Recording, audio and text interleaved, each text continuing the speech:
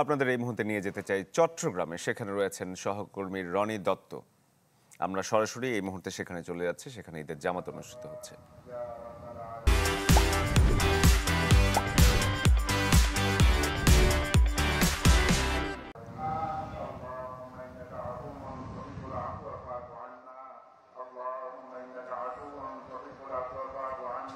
শরীফ, এখন আমাদের চট্টগ্রামের ঈদের প্রধান যে জামাতটি সেটি কিন্তু শুরু হয়েছে সকাল 8টায়। সেটি এখনো অনুষ্ঠিত হচ্ছে, এখন মোনাজাত চলছে নামাজ শেষে।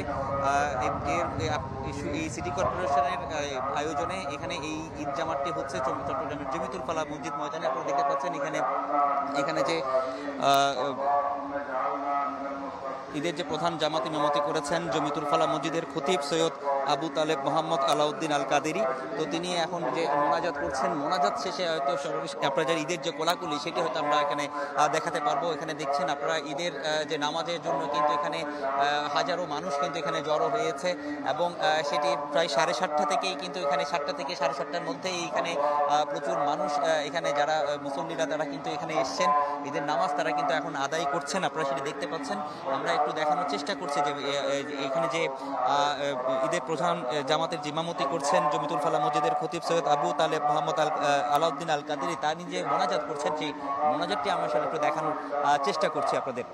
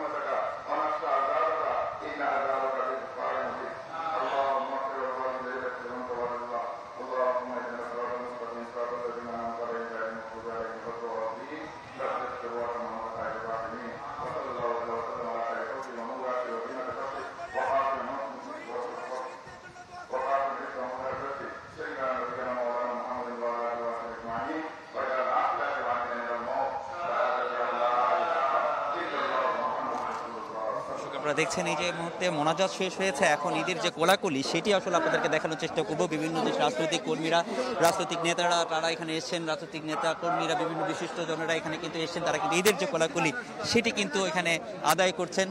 আমরা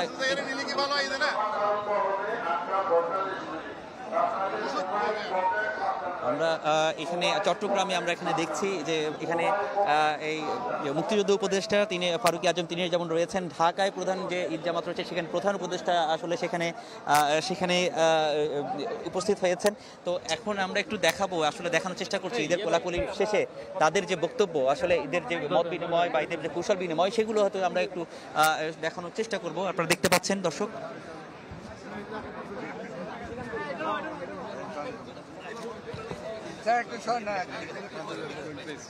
একটু যদি বলতেন ঈদ মোবারক। সাদাত ভাই, আজকের দিনের প্রত্যাশা যদি একটু বলতেন। আজকের দিনের প্রত্যাশা হচ্ছে ঈদ ঈদে ঈদ ঈদ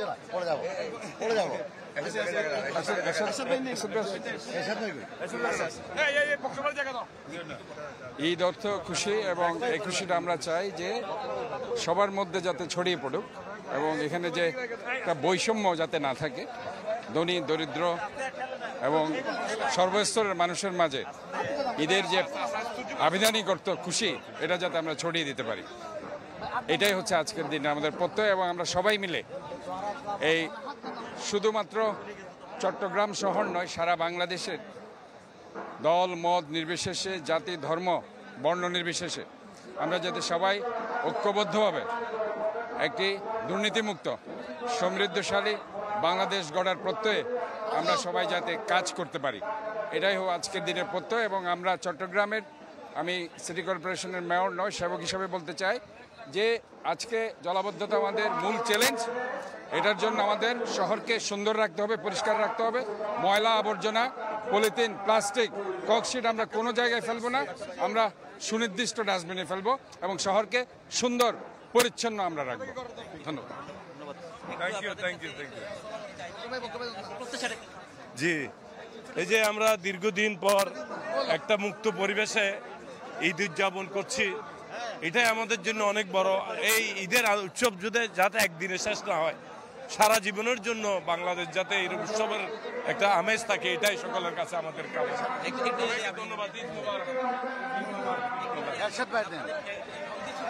আমি চট্টগ্রামবাসীকে, বিশেষ করে আমাদের চট্টগ্রামে যারা অবস্থান করছেন, ঈদ করছেন, তাদের সবাইকে শুভেচ্ছা জানাচ্ছি মহানগরী বিএনপির পক্ষ থেকে।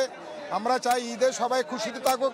আমরা 30 দিন রোজা রাখার বা আল্লাহ তাআলা ঈদ আমাদেরকে দিয়েছে, সুতরাং এই ঈদে সবাই যেন সুন্দর থাকে, ভালো থাকে, সবাই যেন সুস্থ থাকে, এবং দেশ যেন শান্তিতে চলে, সুন্দর চলে, যাদের মানুষ যেন আগে সুন্দর থাকে, এই দোয়া কামনা করছি। ধন্যবাদ।